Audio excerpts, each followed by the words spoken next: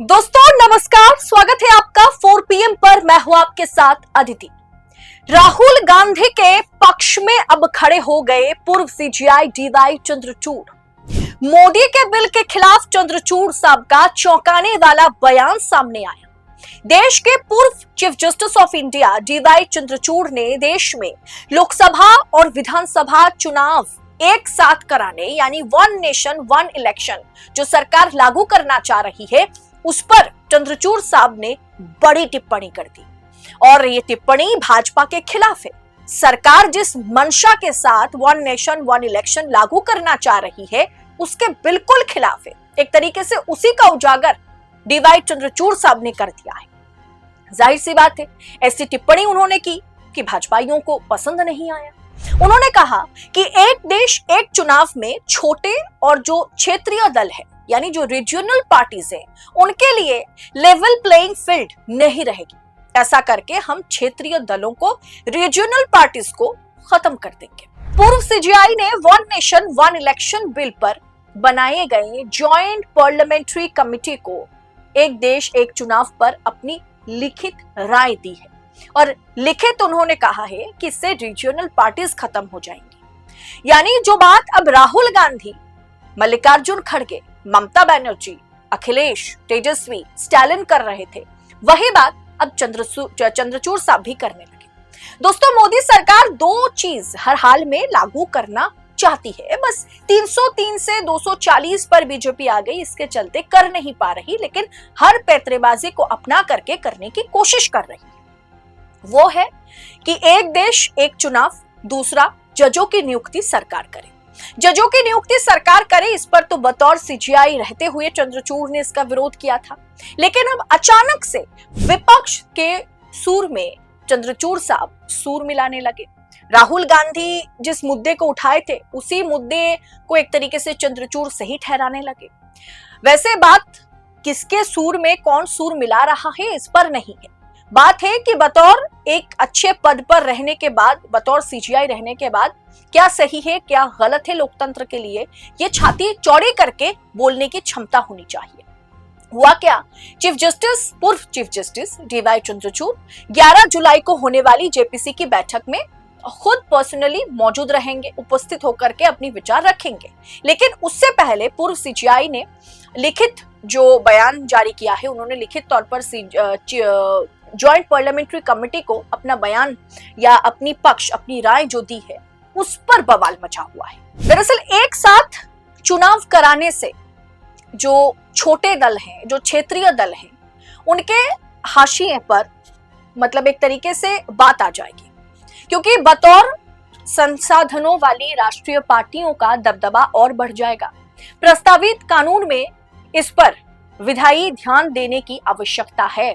यानी चंद्रचूड़ साहब ने यह कहा है लिखित में कि इसके चलते जो रीजनल पार्टियां हैं, जो छोटी आप कह सकते हैं कि छोटे पार्टीज हैं, जो बीजेपी के आगे या बीजेपी कांग्रेस जैसी पार्टियों के आगे दबदबा नहीं बना सकती, जिनके पास पैसे कम है, संसाधन कम है, वो कहीं ना कहीं अकेले पड़ जाएगी और वो चुनाव कभी भी जीत नहीं पाएगी। आज भी पश्चिम बंगाल में ममता की पार्टी के पास जितना संसाधन है बीजेपी के पास उससे कई गुना ज्यादा है। TMC है, साउथ की बात की जाए तो वहां की छोटी पार्टियां हैं। अब स्टालिन की पार्टी है, झारखंड में JMM है, जामुमो है, ऐसे तमाम पार्टियां हैं जो छोटी, आप कह सकते हैं कि बीजेपी के आगे काफी मतलब उस तरीके की मजबूती के साथ चुनाव नहीं लड़ सकती है, क्योंकि उनके पास संसाधन नहीं है, पैसे नहीं है। इसीलिए जो कानून बनाने के लिए जिस बिल को लाया गया है, चंद्रचूड़ साहब का कहना है कि इस बिल पर ध्यान देने की आवश्यकता है।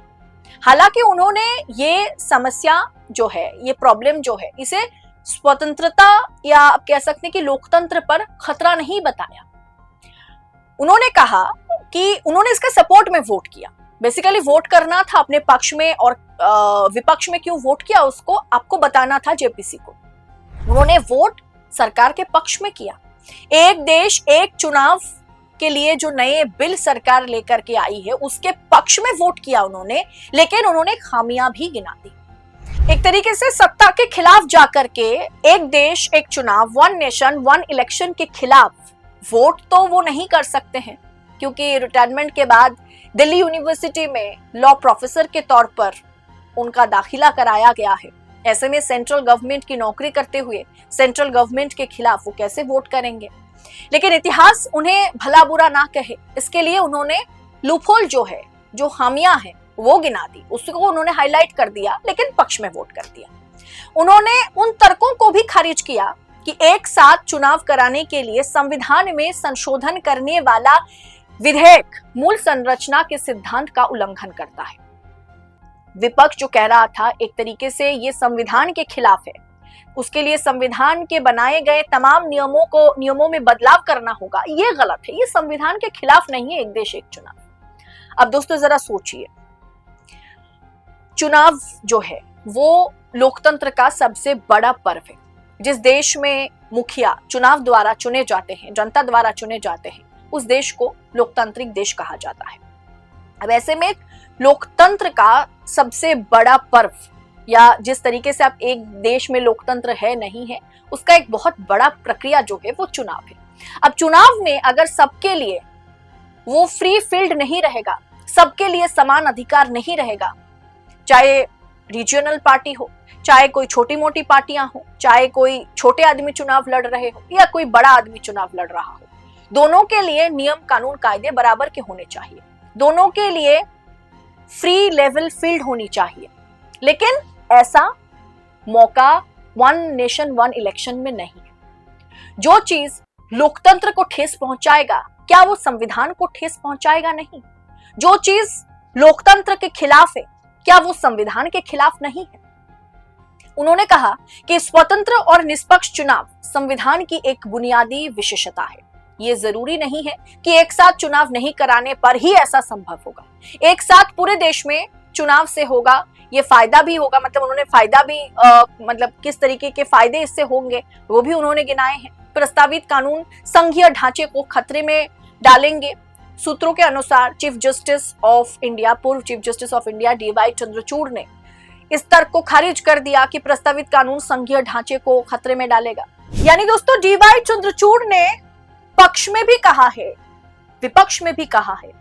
पक्ष में उन्होंने जो कुछ भी कहा है उसे उस तरीके का महत्व नहीं दिया जाएगा, लेकिन उन्होंने इस वन नेशन वन इलेक्शन के खिलाफ जो कुछ भी कहा है, एक देश एक चुनाव के नए बिल के खिलाफ उन्होंने जो कुछ भी कहा है, उसे मान्यता दी जाएगी। क्योंकि वही कहीं ना कहीं जिन मुद्दे को उठाया गया है, जिन मुद्दों पर बातें की गई हैं, जिन मुद्दों को विपक्ष ने उठाया है, अब चंद्रचूड़ साहब भी उसी सुर में सुर मिलाते हुए नजर आए, वो वाकई चुनावी लोकतंत्र को खतरे में डालेगा। अगर आप सबके लिए लेवल प्लेइंग फील्ड सबको नहीं देंगे, सबको समान तरीके से मैदान सबके लिए नहीं सजाएंगे, तो फिर उस चुनाव का मतलब ही क्या है? वो लोकतंत्र के लिए फिर जहर है।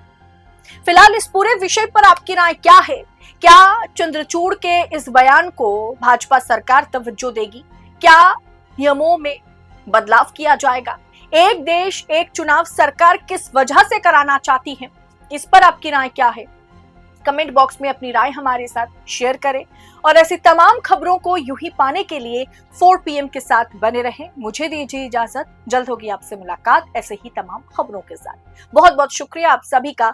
जय हिंद, जय भारत।